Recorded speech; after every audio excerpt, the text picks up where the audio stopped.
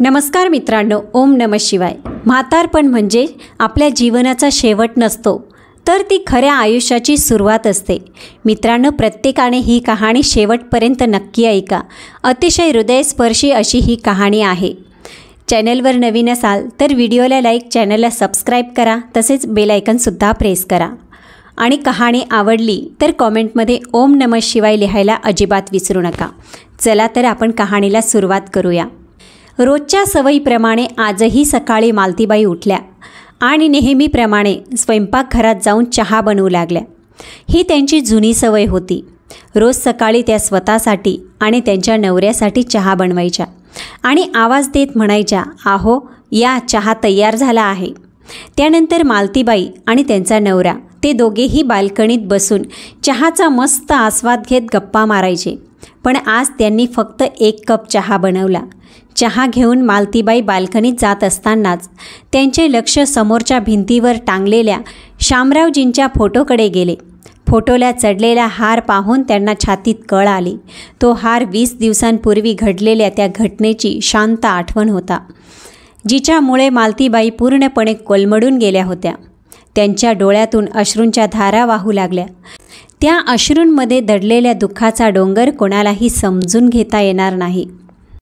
फोटोकडे पाहत त्या हलक्या आवाजात म्हणाल्या, "किती काळजी घेत होतात तुम्ही माझी, माझ्या प्रत्येक गरजा पूर्ण करत होतात, मग का मला एकटं सोडून अनंताच्या प्रवासाला निघून गेलात?" मालतीबाई एका सरकारी शाळेतून निवृत्त झालेल्या होत्या। त्या 63 वर्षाच्या होत्या। नोकरीदरम्यान त्या नेहमी विचार करायच्या, "निवृत्तीनंतर आम्ही दोघेही मुलांसोबत सुखी आयुष्य जगू। निवृत्ती ही फक्त नोकरीचीच असेल, आयुष्याची नाही," असे त्यांचे विचार होते। पण कोणाला माहीत होतं की आयुष्य त्यांना पुढे असा कठीण प्रसंग दाखवणार आहे। वयाच्या ह्या टप्प्यावर त्या एकदम एकट्या पडल्या होत्या। आता या वयात त्यांना कोणाचाच आधार नव्हता। ज्या मुलांकडून आधाराची अपेक्षा होती ते तर त्यांच्या आईवडिलांना विसरून आपापल्या नवीन जगात रमले होते। मालतीबाईच्या आयुष्यात एक विचित्र पोकळी निर्माण झाली होती। एक दुःख जे फक्त त्यांनाच जाणवत होतं। खुर्चीवरती बसल्या बसल्या त्यांना झोप लागली आणि जुन्या आठवणींनी त्यांना वेढा घातला। एवढ्या मोठ्या घरात एक काळ असा होता की घराचा प्रत्येक कोपरा त्यांच्या भरलेल्या कुटुंबाच्या आनंदाने आणि हसण्याच्या आवाजाने भरलेला असायचा। श्यामलालजी जेव्हा बाहेरून घरी परतायचे तेव्हा दुरूनच मालतीबाईंना हाका मारायचे। ते म्हणायचे, "अगं सुमितची आई, कुठे आहेस? 1 ग्लास पाणी आणून दे ना." मालतीबाई स्वयंपाकघरातून पाण्याचा ग्लास आणत म्हणायच्या, "हे घ्या अमितचे बाबा." आणि दोघेही हसून दाद देत असे। हे संबोधन त्यांच्या प्रेमळ टोमण्याचं प्रतीक होतं। मालतीबाई सुमितवर जरा जास्त लाड करायच्या, म्हणून शामराव त्यांना सुमितची आई म्हणायचे, तर शामरावचं अमितवर विशेष प्रेम असल्याने मालतीबाई त्यांना अमितचे बाबा म्हणायचे। खरं तर त्यांच्या दोन्ही मुलांवर त्यांचं तितकंच प्रेम होतं, पण एकमेकांना चिडवण्यात जी मजा होती ती वेगळीच होती। अमित आणि सुमितमध्ये केवळ 3 वर्षाचं अंतर होतं। त्यांनी आपल्या मुलांना उत्तम शिक्षण दिले, चांगलं संगोपन केलं। आता त्यांचं एकच कर्तव्य शिल्लक होतं, त्यांचं लग्न करून देणं आणि त्यांचे घर बसवणे। शामरावजींचं पण एक स्वप्न होतं। त्यांचा मोठा मुलगा अमित त्यांच्या कुटुंबाच्या व्यवसायाची जबाबदारी स्वीकारेल, पण अमितला त्या व्यवसायात फारसा रस नव्हता। त्याला परदेशात जायचं होतं, तेथे जाऊन चांगली नोकरी करायची होती। त्यासाठी तो चांगल्या नोकरीची संधी शोधत होता, जी त्याच्या उज्ज्वल भविष्याची आणि यशस्वी आयुष्याची हमी देईल। एके दिवशी अमितने आपल्या वडिलांसमोर त्याची ही इच्छा व्यक्त केली। हे ऐकताच शामरावजी अस्वस्थ झाले। ते म्हणाले, "पण बाळा, मग आपली दुकान कोण सांभाळणार? मी तर विचार केला होता की मुलं मोठी होतील, त्यांच्यामुळे आपल्या व्यवसायाला भरभराट मिळेल." ते पुढे म्हणाले, "आणि नोकरी म्हणजे फक्त महिन्याला काही हजार रुपये मिळतील, पण आपला व्यापार वाढलास तर आपण महिन्याला लाखोंची कमाई करू शकतो." अमित शांतपणे म्हणाला, "बाबा, जर तुम्हाला मला आपल्या व्यवसायातच टाकायचे होते तर आम्हाला इतकं शिकवायची, घडवायची गरजच काय होती?" हे ऐकताच शामरावजी गप्प झाले। त्यांच्या मनात विचारांचं काहूर माजलं। त्यांना आपल्या मुलाच्या स्वप्नाचा आदर ठेवायचा होता, पण आपल्या व्यवसायाच्या भविष्याबद्दलची काळजीही होती। अशा द्विधा मनस्थितीत शामराव अस्वस्थ झाले होते। आणि त्यांचा गोंधळ उडालेला दिसू लागला. त्यांचा मुलगा पुढे म्हणाला, जिथं दुकान सांभाळण्याचा प्रश्न आहे ते काम तर कुणीही अशिक्षित व्यक्ती करू शकतो. तुम्ही तुमच्या हाताखाली एक माणूस ठेवून घ्या.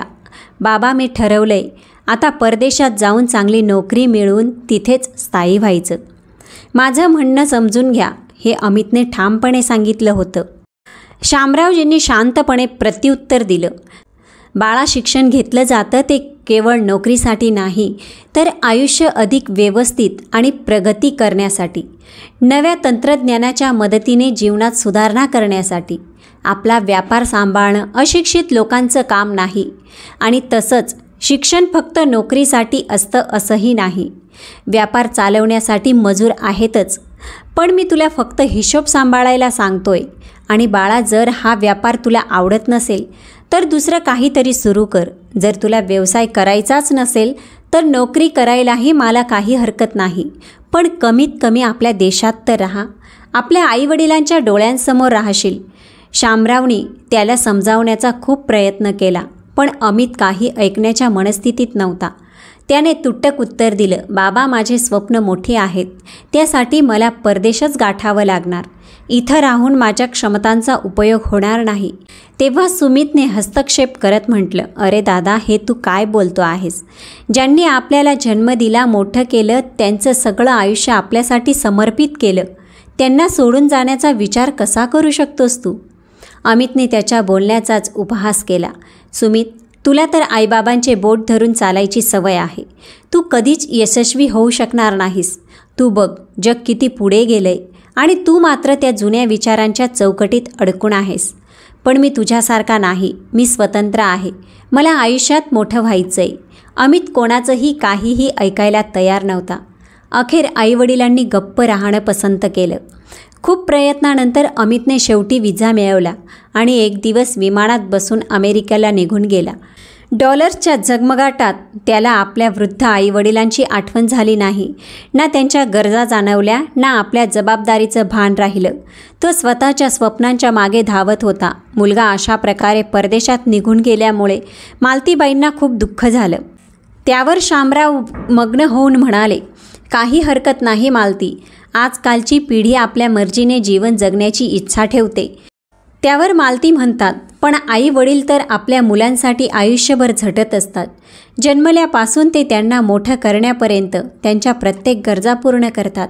त्यांची प्रत्येक इच्छा पूर्ण करण्याचा प्रयत्न करतात. मग का मुलं केवळ स्वतःच्या भविष्याबद्दल आणि इच्छांबद्दलच विचार करतात? आईवडिलांचं दुःख आणि त्यांची गरज त्यांना कळत नाही. हे सांगताना मालतीबाईचा आवाज अश्रूंनी ओलसर झाला. शामरावने त्यांना समजावत म्हटलं, मालती, काळजी करू नकोस. आजकालची पिढी स्वतःच्या पद्धतीने जगायचं ठरवते. आपण आपलं कर्तव्य निभावलंय. अमितला त्याच्या मनासारखं जगू दे. हे सर्व बोलत असताना शामराव आतून खूप खचलेले असतात, पण आपल्या बायकोला त्रास ना होवो म्हणून ते सर्व बोलत होते. ते पुढे म्हणतात, अमित गेला तर काय झाले? आपल्याकडे आपला सुमित आहे ना. मित्रांनो, सुमित लहानपणापासूनच शांत आणि लाजाळू स्वभावाचा होता. मोठ्या भावाच्या अगदी उलट. त्याला अजूनही आईवडिलांच्या आधाराने चालायची सवय होती. अमितच्या परदेशात गेल्यानंतर शामराव आणि मालतीबाईंना सुमितकडून खूप अपेक्षा होत्या. कमीत कमी तो अमितसारखा स्वार्थी नव्हता. जेव्हा अमित गेला तेव्हा सुमितने आपल्या आईवडिलांना घट्ट मिठी मारत म्हटलं होतं, आई बाबा, मला जगातील सर्व संपत्ती, सोनं चांदी जरी मिळाली तरी मी तुम्हाला कधीच सोडून जाणार नाही. त्याच्या ह्या शब्दांनी त्यांचे मन शांत झाले होते. या शब्दांमुळे त्यांनी स्वतःला सावरलं होतं. पण नियतीने वेगळाच खेळ खेळला. सुमितच्या आयुष्यात सौम्या आली. सौम्या अतिशय देखणी होती. तिच्या सौंदर्याने सुमित तिच्या प्रेमाच्या जाळ्यात फसला होता. सौम्या अशी मुलगी होती जिला अशाच व्यक्तीची गरज होती, ज्याचं स्वतःचं मत नसेल आणि ज्याला ती स्वतःच्या इच्छेनुसार वागवू शकेल. सुमित लग्नासाठी परफेक्ट मटेरियल होता. सौम्याचं मत होतं की जर नवरा प्रत्येक गोष्टीला हो म्हणणारा असेल तर बायको अधिक आनंदी राहते. सुमित तिच्या रूपाच्या मोहात इतका गुंतलेला होता की त्याला आपल्या आईवडिलांची आठवणही राहिली नाही. सौम्या त्याचं जग बनली आणि त्याच्या वर्तनात अचानक बदल झाला. त्याचे कामात मन लागत नव्हते. बाहेरून जेवण करून येऊ लागला आणि घरी उशिरा यायला लागला. मालतीबाईंना हळूहळू जाणवलं की सुमित वेगळा वागू लागला आहे आणि त्याच्यामध्ये बदल झाला आहे. सौम्या श्रीमंत आणि मॉडर्न कुटुंबातील होती. 2 भावांच्या मध्ये ती एकुलती बहीण होती आणि तिच्या वडिलांची खूप लाडकी. तिच्या लहानपणीच तिच्या आईचं निधन झालं होतं आणि तिच्या वडिलांनी तिला खूप प्रेम आणि लाडात वाढवलं होतं. तिच्या वडिलांचा कोट्यावधींचा व्यवसाय होता, ज्याच्या शाखा अनेक शहरांमध्ये पसरल्या होत्या. त्याच्या तुलनेत सुमितच्या वडिलांचा व्यवसाय अगदी छोटा. कॉलेजमधील अर्ध्याहून अधिक मुलं सौम्याच्या रूपावर मोहित होते. अशा परिस्थितीत सौम्या सुमितला मिळाली. यामुळे त्याला वाटायचं की तिने त्याच्यावर फार मोठा उपकार केला आहे. एके दिवशी रोजच्यासारखं कॅन्टीनमध्ये बसून कोल्ड्रिंक पिताना सौम्याने सुमितला विचारलं, सुमित, तुझे आईवडील आमच्या घरी कधी येणार आहेत?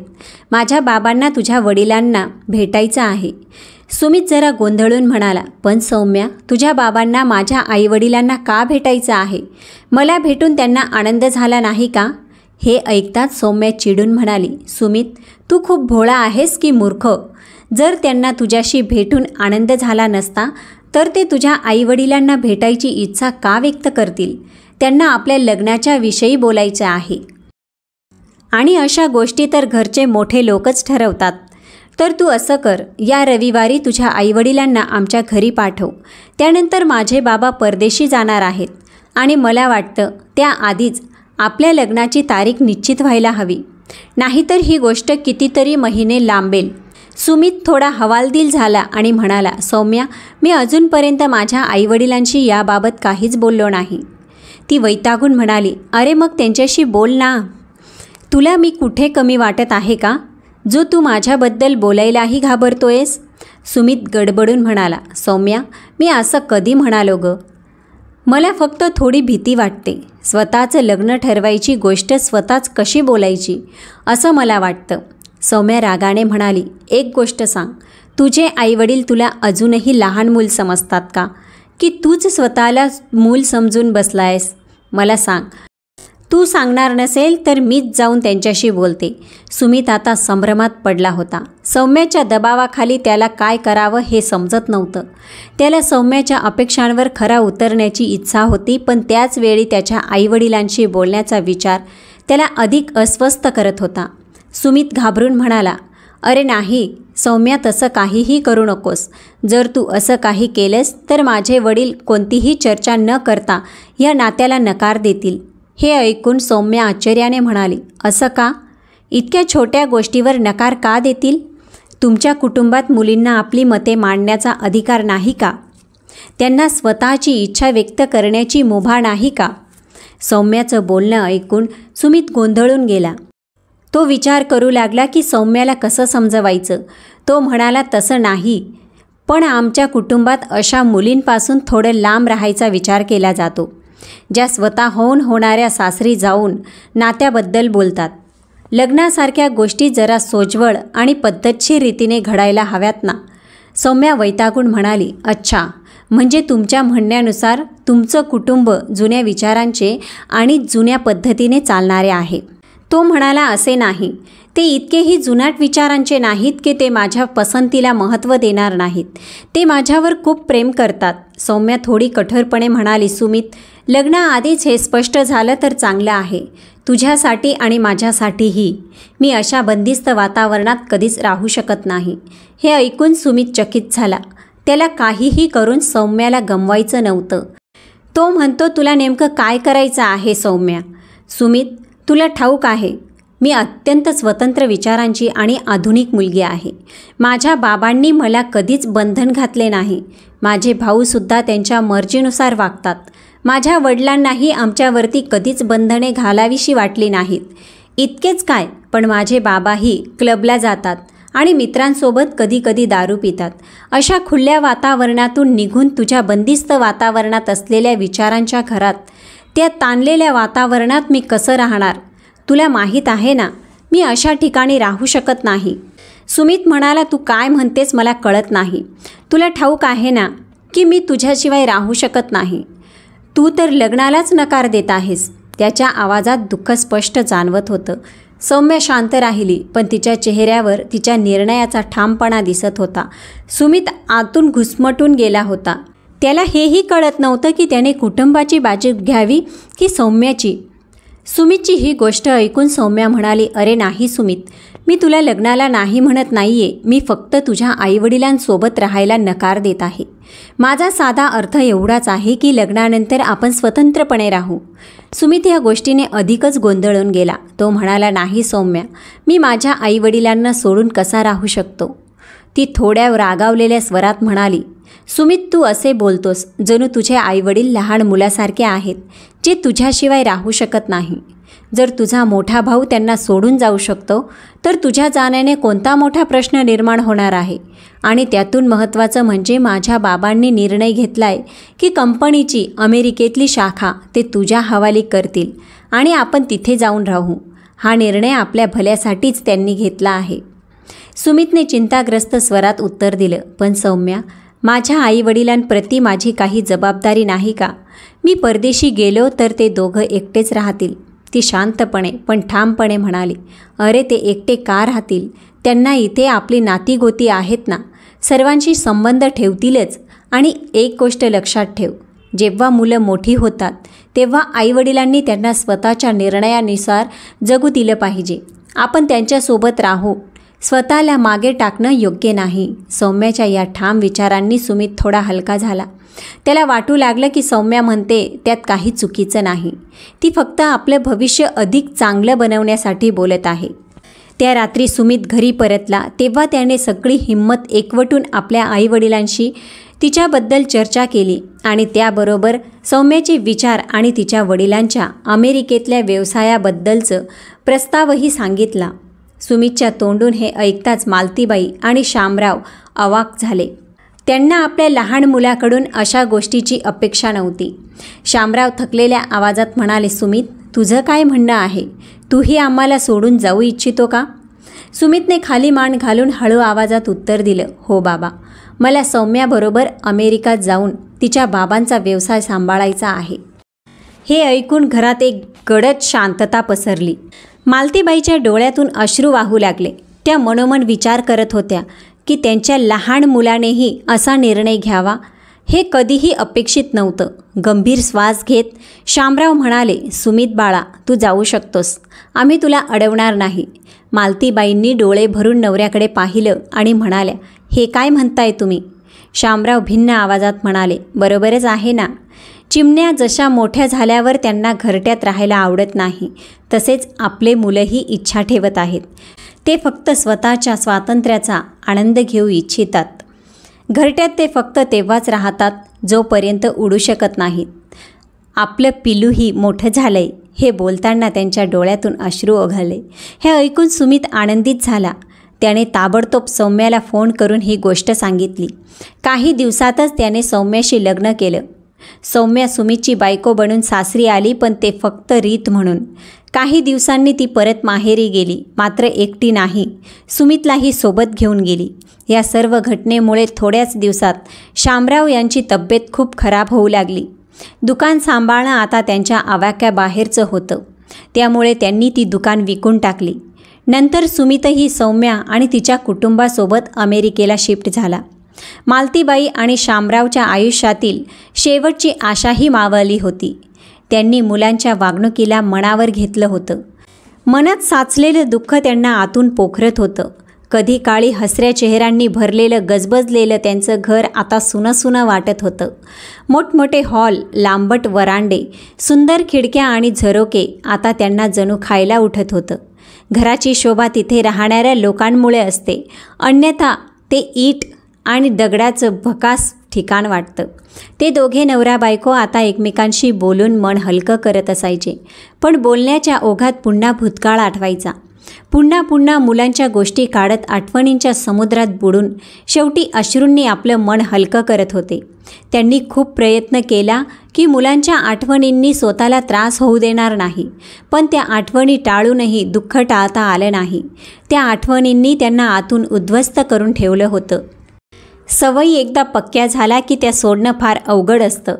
मालतीबाई बहुतांशा वेळ स्वतःला घरकामात व्यस्त ठेवत होत्या आणि शामराव दिवसभर पेपर वाचून वेळ घालवत होते. अधूनमधून ते मालतीबाईंना बातम्याही सांगत राहायचे. दोघं एकमेकांच्या साथींनी दिवस काढत होते. एके दिवशी अंगणात बसून शामराव सौम्य उन्हाचा आस्वाद घेत पेपर वाचत होते, तर मालतीबाई स्वयंपाकघरात भाजी करत होत्या. काम करता करता मालतीबाईंनी स्वयंपाकघराच्या खिडकीतून आवाज दिला, "काय हो, आज काही बातम्या नाहीत का सांगायला?"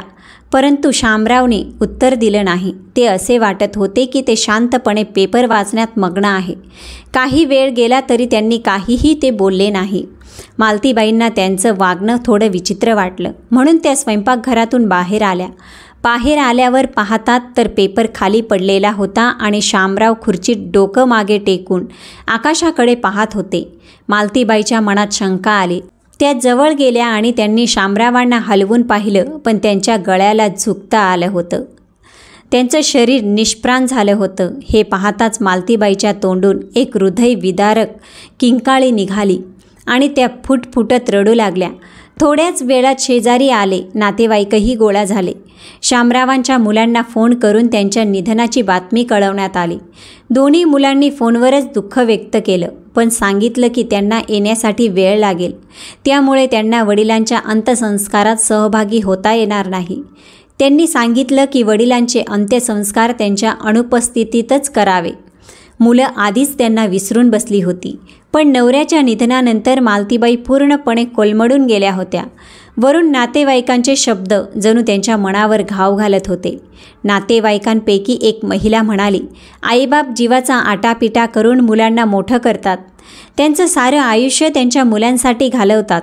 प्रत्येक कष्ट स्वतः सहन करतात, पण आपल्या मुलांवर संकट येऊ नये याची काळजी घेतात.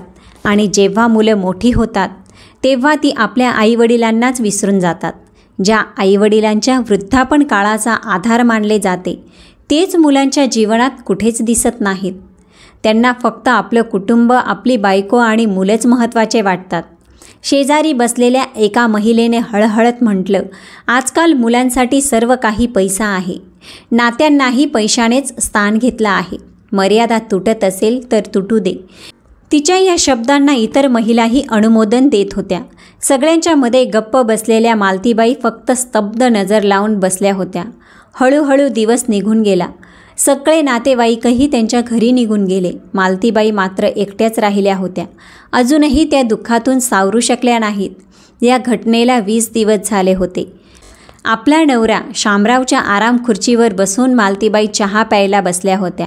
नवऱ्याची आठवण येताच त्यांचे डोळे पुन्हा पाणावले. त्या खूप वेळ तशाच बसून राहिल्या. दुपारचे 2 वाजले तरी त्यांनी अजून काही खाल्लं नव्हतं. चहाही तसाच ठेवलेला होता. तेवढ्यात दरवाजाची बेल वाजली. मालतीबाईंनी स्वतःला सावरलं. आपली अस्ताव्यस्त अवस्था सुधारली आणि डोळ्यातले अश्रू पुसत दरवाजा उघडायला गेल्या. दरवाजा उघडल्यावर त्यांना समोर त्यांची बालपणीची सखी रेखा उभी दिसली. रेखाला पाहताच मालतीबाईंना त्यांच्या आत जखडलेली पीडा अचानक उफाळून आली आणि त्या रेखाच्या गळ्यात पडून हमसून रडू लागल्या. "पाहिलंस ना रेखा, मला सोडून कुठे गेले माझे शामराव?" मालतीबाईंनी ओक्साबोक्सी रडत सांगितलं. आपल्या सख्या मैत्रिणीची अशी अवस्था पाहून रेखाही गहिवरून गेली. ती म्हणाली, "मालती, मला आजच या सगळ्या गोष्टीबद्दल कळालं. तुझ्यासमोर राहणाऱ्या मिसेस सावंत बाजारात भेटल्या. त्यांनीच मला ही बातमी सांगितली. हे ऐकून मी स्वस्थ बसू शकले नाही. मालती, मी तुला भेटायला ताबडतोब इथे आले," रेखाने सांगितले.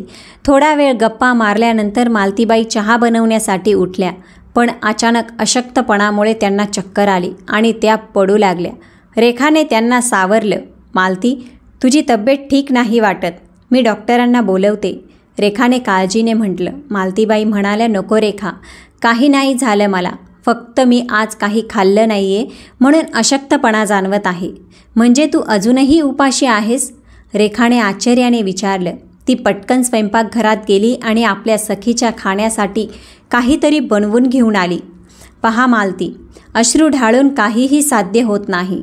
तुला हिंमत ठेवावी लागेल. तुझी अशी अवस्था पाहून तुझे शामराव सुखी होऊ शकत नाहीत," रेखाने समजावत म्हटलं. "कशी ठेवू हिंमत रेखा?" मालतीबाईंनी हुंदके देत विचारले. "माझे दोन्ही मुलं आधीच आम्हाला सोडून परदेशी निघून गेले. आता माझा नवरा देखील मला सोडून गेला. या वयाच्या टप्प्यावर एवढ्या मोठ्या आणि सुनसान घरात प्रत्येक क्षण शतकासारखा वाटतोय. अशा प्रकारे जगणं ही कशाचं जगणं? आता तर श्वास घेणंसुद्धा कठीण झालंय, असं म्हणत त्या पुन्हा रडू लागल्या. रेखा म्हणाली, मालती, संकट ही सोपी होतात जर आपल्या विचारांमध्ये ताकद असेल. अपेक्षा सोडून दे आणि स्वतःच्या बळावर जगायला शिक. भूतकाळ आणि भविष्यकाळाचा विचार माणसाला अधिक बोझील करतो. म्हणून फक्त वर्तमानाचा चांगल्या प्रकारे उपयोग कर आणि सर्व चिंता देवासमोर सोपव. माझंच उदाहरण घे ना. 15 वर्षापूर्वीच माझा नवरा देवाघरी गेला. नोकरी करून मोठ्या परिश्रमाने माझ्या एकुलत्या एका मुलाला वाढवलं. त्याचं लग्न धूमधडाक्यात केलं. वाटलं की आता थोडा आराम मिळेल. घर अंगण गजबजून जाईल. घरात राहून नातवंडांना खेळवेन, त्यांना चांगले संस्कार देईन. पण सारे स्वप्न एका क्षणातच उद्ध्वस्त झाले जेव्हा माझ्या सुनेने स्पष्ट सांगितलं की तिचं माझ्यासोबत राहणं शक्य नाही. तेव्हा माझ्या मुलाने तिच्या म्हणण्यानुसार स्वतंत्र राहण्याचा निर्णय घेतला. ते दोघं आपले स्वतंत्र घर बनवून मला एकटीला सोडून निघून गेले. एकुलता एक मुलगाही अशा प्रकारे दुरावल्यावर माझं मन खूप कोसळलं होतं. पण मी स्वतःला सावरलं आणि देवाचा धीर घेत जगणं सुरू ठेवलं. पण मी हिंमत हारली नाही आणि स्वतःला कधीच तुटू दिलं नाही.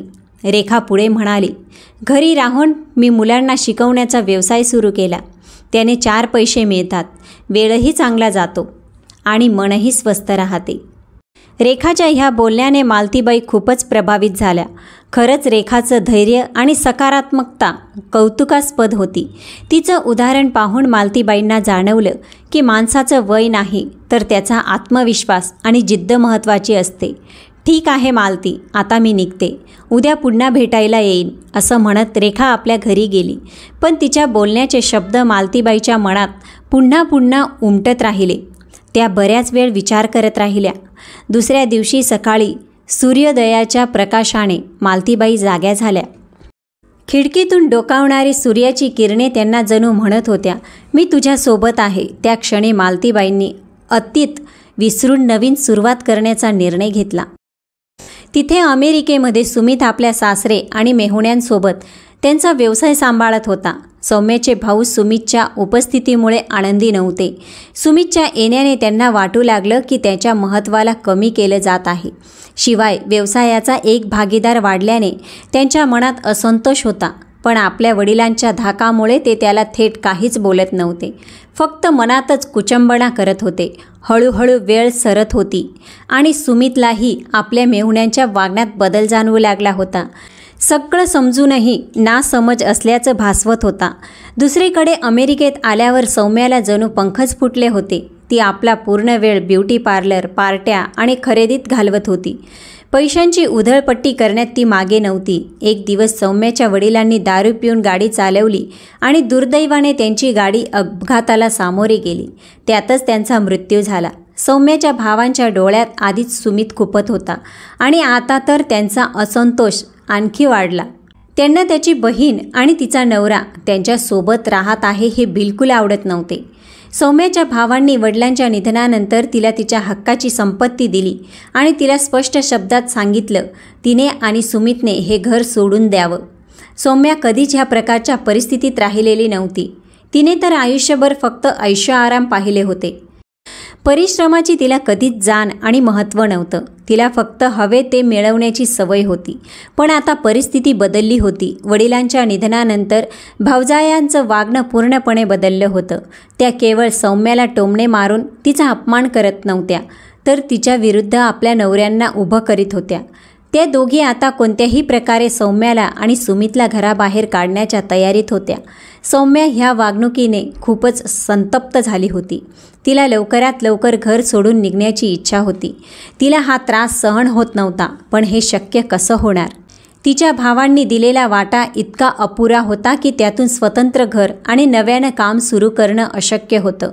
सौम्या आणि सुमित ह्या अडचणींनी खूप त्रस्त झाले होते. सुमितला तिच्या महागड्या सवयींना मुरड घालणं फारच कठीण वाटत होतं. पण परिस्थिती त्याच्या हाताबाहेर जात होती. सौम्या आणि सुमितची परिस्थिती दिवसेंदिवस बिकट होत चालली होती. एक दिवस चिंता करत असताना सुमित म्हणाला, मी म्हणतो आपण परत भारतात जाऊया. त्याचं बोलणं ऐकता सौम्याच्या चेहऱ्यावर एकदम हसू फुललं. ती म्हणाली, अरे हो, हे मी पूर्ण विसरलेच होती. आता आपलं काम एका क्षणात होईल. सुमित तिच्या हसण्याचं कारण समजून न बघताच म्हणाला, असं काय आठवलं तुला? तू जणू असं बोलतीयस जसं तुला एखाद्या खजिन्याची चावी मिळाली आहे. सौम्या त्याच्याकडे हसत म्हणाली, सुमित, अगदी तसंच म्हण. भारतात तुझ्या वडिलांच्या मालमत्तेत जो तुझा हिस्सा आहे त्याचा विचार केला आहेस का? तोच आता आपल्याला उपयोगी पडणार आहे. सुमित ह्या गोष्टीबद्दल विचार करू लागला. त्याला कल्पना नव्हती की हे खरोखरच शक्य होईल का. पण सौम्याच्या बोलण्यात काहीतरी विचार करण्यासारखं नक्की होतं. सौम्या म्हणाली, सुमित, त्या प्रॉपर्टीचा उपयोग आपण आता नाही केला तर तो कधी करणार? मी भारतात राहायला इच्छुक नाही. त्यापेक्षा आपण आईकडून आपला वाटा घेऊन इथेच नव्याने जीवनाची सुरुवात का करू नये? सुमित आश्चर्याने म्हणाला, नाही सौम्या, प्रॉपर्टीत आपला हिस्सा नक्कीच आहे, पण मी आईला तो विकायला सांगूच कसा? सौम्या म्हणाली, पण सुमित, हेही तर विचार कर की आपल्याजवळ आता दुसरा कोणताही मार्ग उरलेला नाही. ह्या परिस्थितीत हेच उत्तम होईल. सुमित थोडा विचार करत म्हणाला, एक पर्याय आहे. सौम्या, आपण इथेच राहून नोकरी करायला सुरुवात का करू नये? आणि घराचा विचार करायचा तर आपण भाड्याच्या घरातही राहू शकतो ना? सौम्या थोडी रागाने म्हणाली, सुमित, नोकरी करणं माझ्या स्वभावात नाही आणि फक्त तुझ्या नोकरीवर आपले खर्च भागतील असं मला वाटत नाही. जर तू डॉक्टर किंवा इंजिनियर असता तर ती गोष्ट वेगळी होती. आणि माझ्या भावांनी ज्या पद्धतीने आपल्याला घराबाहेर काढलं आहे त्यानंतर तर मला त्यांना दाखवायचं आहे की आपण त्यांच्या आधाराशिवायही ऐशोआरामात राहू शकतो. सुमित अजूनही संभ्रमात म्हणाला, पण सौम्या, वडिलांच्या जाण्यानंतर आपण आईला एकही फोन करून तिची चौकशीसुद्धा केली नाही आणि आता अचानक तिला जाऊन सांगू की मला माझा वाटा हवा आहे. मला हे योग्य वाटत नाही. सौम्या म्हणाली, त्यात चुकीचं काय आहे सुमित? शेवटी तू त्यांचा मुलगाच आहेस ना. लवकरच मोठ्या भावाला फोन कर. त्यांना देखील वाटा हवा असेलच. शेवटी पैशाचा मोह कोणाला नसतो. ते आपल्या हक्काचं संपत्ती घेण्याशिवाय गप्प बसतील असं मला वाटत नाही. सुमित म्हणाला, सौम्या, भाऊने यापूर्वी अमेरिकेत येऊन अनेक लहान मोठ्या नोकऱ्या केल्या असल्या तरी आता त्याच्याकडे खूप चांगली नोकरी आहे. त्यांना कशाचीही कमतरता नाही. सौम्या निर्धाराने म्हणाली, तू एकदा बोलून तर बघ, मी लगेच फोन लावते. सौम्याने फोन लावला आणि जेव्हा अमितसोबत सुमितची चर्चा झाली तेव्हा त्याला जे ऐकायला मिळाले ते ऐकून तो थक्क झाला. कारण अमितने खूप प्रयत्न करून मिळवलेली नोकरीही आता गेली होती. खूप प्रयत्न करूनही त्याला दुसरी चांगली नोकरी मिळत नव्हती. अखेर उदरनिर्वाहासाठी त्याने एक छोटासा व्यवसाय सुरू केला होता, पण त्यातही सतत तोटाच होत होता. तो तर आधीच भारतात जाऊन आईकडून मदत मागण्याचा विचार करून बसला होता. भावांच्या एकमेकांशी बोलल्यानंतर त्यांनी एकत्र घरी जाऊन आपला वाटा मागण्याचा निर्णय घेतला. आज अमित तब्बल 8 वर्षांनी आणि सुमित 6 वर्षांनी आपल्या घरी परतत होते. एअरपोर्टवर उतरल्यावर त्यांनी टॅक्सी घेतली आणि घराकडे निघाले. टॅक्सीत बसून ते आपल्या शहराच्या त्या रस्त्यावरून आणि गल्लीबोळातून जात होते जिथे कधी काळी ते बिनधास्तपणे भटकत असायचे. जणू कालच्याच गोष्टी असाव्यात इतकी स्पष्ट आठवण त्यांना येत होती. सुमित म्हणाला, ते दिवस किती सुखाचे आणि आनंदाचे होते ना. ना कोणती चिंता ना कोणती अडचण, कारण त्या सगळ्या अडचणी आई आणि बाबा स्वतःच्या खांद्यावर घेत होते. आपल्यावर कधीही संकट आलं तर त्यांच्यासमोर भिंत बनून उभे राहत होते. जोपर्यंत ते आपल्यासोबत होते तोपर्यंत आपल्याला कोणत्याही प्रकारची अडचण जाणवली नाही, कारण त्यांच्या पालकांनी सगळ्या अडचणींना स्वतःसाठीच स्वीकारलं होतं. मात्र प्रगती, संपन्नता आणि पैशाच्या लोभापायी ते केव्हाच आपल्या जन्मदात्यांना सोडून दूर निघून गेले होते. आज त्यांच्या डोळ्यातून अश्रूंनी भरून आले होते जेव्हा त्यांची टॅक्सी घराच्या दरवाजासमोर थांबली आणि ते टॅक्सीतून खाली उतरले. तेव्हा घराचं दृश्य पाहून ते दोघेही आश्चर्यचकित झाले. घराभोवती सणासारखं वातावरण दिसत होतं. आश्चर्याने अमित आणि सुमित एकमेकांकडे पाहत होते. त्यांची नजर पुढच्या फलकावर गेली जिथे मोठ्या अक्षरात लिहिलं होतं, श्री शामराव मेमोरियल स्कूल. खरं तर मालतीनी घराची दुरुस्ती आणि नूतनीकरण करून ते एका शाळेत रूपांतरित केलं होतं. आजच्या काळात जिथे शाळा शिक्षणाचं मंदिर न राहता फक्त एक व्यापार बनला आहे, तिथे मालतीने आपल्या सखी रेखाच्या मदतीने एका अशा शाळेची स्थापना केली जिथे अत्यंत कमी फी आकारली जात होती आणि गरीब लोकांसाठी शिक्षण पूर्णपणे मोफत दिले जात होते. एवढेच नाही तर त्या मुलांना एक वेळचं अन्नही दिले जात होतं. काळ जसजसा पुढे गेला तसतशी इतर लोक आणि सामाजिक संस्थांना जेव्हा समजलं की मालती गरीब मुलांना शिकवण्याचं काम सुरू केलं आहे, तेव्हा ते मदतीसाठी पुढे आले. हळूहळू हा उपक्रम खूप वाढत गेला. शाळेसाठी एक ट्रस्ट स्थापन करण्यात आले. शाळा सुरू झाल्यानंतर 2 वर्षांनी शेजारची इमारत खरेदी करून तीही शाळेत सामील करण्यात आली. आज त्यांच्या शाळेचा वार्षिक उत्सव दिन होता, जिथे शहराचे महापौर प्रमुख पाहुणे म्हणून उपस्थित होते. आज त्यांच्या शाळेची गणना शहरातील नामांकित शाळांमध्ये होत होती. एवढंच नाही तर त्यांच्या प्राथमिक शाळेला माध्यमिक शाळा करण्याची मान्यता देखील मिळाली होती. त्यामुळे आज मालती फार आनंदी होत्या. शाळेचा कार्यक्रम अत्यंत यशस्वी झाला होता. वार्षिक उत्साहाचा कार्यक्रम संपल्यानंतर मालती निवांत बसल्या होत्या. तेव्हाच अचानक त्यांना समोर त्यांचे दोन्ही मुले दिसले. प्रथम दर्शनी त्यांना आपल्या डोळ्यांवर विश्वासच बसला नाही. त्यांनी विचार केला, हे डोळ्यांचं काहीतरी भास तर नाही ना? पण जेव्हा दोघांनी पुढे येऊन त्यांचे चरण स्पर्श केले, तेव्हा त्यांना खात्री झाली की त्यांचे दोन्ही मुले खरोखर त्यांच्यासमोर उभे आहेत. डोळ्यातून वाहणाऱ्या अश्रूंमुळे त्यांना दोन्ही मुलांचे चेहरे धुसर दिसू लागले. स्वतःला सावरत त्यांनी डोळे पुसले आणि म्हणाल्या, वाटतंय रस्ता चुकून आलात तुम्ही दोघे. नाहीतर आजवर तर आईची आठवणही आली नाही तुम्हाला. एवढं व्यस्त झालात की वडिलांच्या मृत्यूनंतर सुद्धा तुमच्याकडे येण्यासाठी वेळ नव्हता. दोघंही मुलं खाली मान घालून आईच्या शब्दांना गप्प राहून ऐकत होते. काही वेळ तिथे शांतता पसरली. मालती म्हणाली, बरं हे सगळं जाऊ दे, पण सांग कसे आहात तुम्ही दोघं? तेव्हा अमित म्हणाला, आई आम्ही ठीक आहोत. तेवढ्यात सुमित हळूच आवाजात म्हणतो, तू कशी आहेस? हो बाळा, मीही ठीक आहे. एक वेळ अशी होती जेव्हा तुमची आई पूर्णपणे तुटून गेली होती, पण आता स्वतःला सावरायला शिकली आहे. मालती म्हणाली, तुम्ही बसा, मी तुमच्या खाण्यापिण्याची व्यवस्था करते. असं म्हणत त्या उठल्या आणि स्वयंपाकघरात जाताना त्यांनी नोकराला आवाज दिला. दुसरीकडे सुमित आणि अमित अजूनही गोंधळात होते. त्यांनी तर असं गृहीत धरलं होतं की जुन्या काळातलं त्यांचं घर आता एका खंडर स्वरूपात असेल, ज्याला विकून ते दोघं आपापला हिस्सा घेऊन परत जातील. पण समोर त्यांनी पाहिलं की 3 मजली इमारत दिमाखात उभी आहे, जिथे एक प्रायमरी स्कूल अतिशय चांगल्या प्रकारे चालत आहे. हे सगळं पाहून अमित म्हणाला, सुमित, आपल्या योजना तर पार कोलमडल्यात. कधी विचारही केला नव्हता की आपली आई असं काही करेल. सुमित म्हणाला, पण मागावं तर लागेलच ना. सौम्या तर चांगल्या मोठ्या रकमेसाठी आशा लावून बसली आहे.